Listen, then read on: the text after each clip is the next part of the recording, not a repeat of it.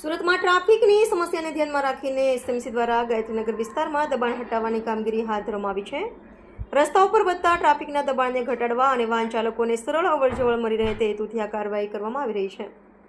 એસએમસીની team દ્વારા સ્થળ પર પહોંચી ગેરકાયદેસર દબાણો દૂર કરવાની પ્રક્રિયા શરૂ કરવામાં આવી છે. આ કાર્યવાહી દરમિયાન સ્થાનિકોમાં ચર્ચાનો માહોલ જોવા મળી રહ્યો છે. શહેરમાં ટ્રાફિક વ્યવસ્થાને વધુ સુવ્યવસ્થિત બનાવવા માટે તંત્ર દ્વારા સતત પગલાં લેવામાં આવી રહ્યા છે. ગાયત્રીનગર વિસ્તારમાં ચાલી રહેલી આ કામગીરી અંગે તમારો શું અભિપ્રાય છે?